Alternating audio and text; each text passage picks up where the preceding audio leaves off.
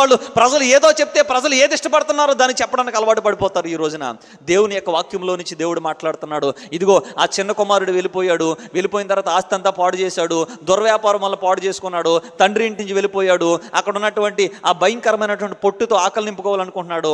చివరికి గుర్తొచ్చింది, అరే నా తండ్రి దగ్గర ఎలాంటి పరిస్థితి ఉండేది, నాకు ఎలాంటి స్థితి ఉండేది, నేను అక్కడ వాక్యం వింటున్నప్పుడు నేను ఎంత చక్కగా ఉండేవాడిని, ఎంత విశ్వాసముతో ఉండేవాడిని, ఎంత ప్రార్థనా జీవితం ఉండేది, ఎంత నా జీవితంలో దేవుని కొరకు ఎంత తృష్ణ ఉండేది, ఇలా జీవించేవాడిని, ఇలాగైపోయినట్టు నా పరిస్థితి అని చెప్పేసి నేను మరలా నా తండ్రి దగ్గరికి వెళ్తా అన్నట్టుగా. నిజంగా చిన్న కుమారుడు వస్తుంటే ఆ చిన్న కుమారుడు దూరంగా ఉన్నాడంట. ఎక్కడున్నాడు?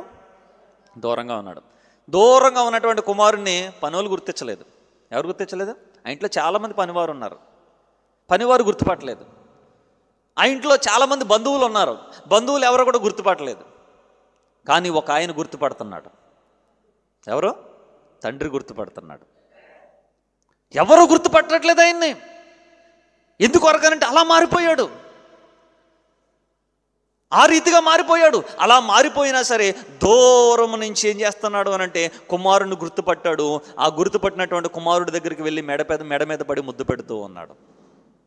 దేవుని యొక్క సంగమా, దేవుడికి దూరం అయిపోయి చాలా కాలం అయి ఉండొచ్చు మన జీవితాల్లోని. మన జీవితాల్లో దేవుడికి దూరం అయిపోయి చాలా కాలం అయి ఉండొచ్చు. దేవుణ్ణి మనిషిని దూరం చేసింది ఏంటో తెలుసా? దేవుణ్ణి మనిషిని దూరం చేసింది ఏంటో తెలుసా? పాపమేనండి మనిషిని దేవుడికి దూరం చేసింది. దేవుడికి దూరం చేసింది పాపం.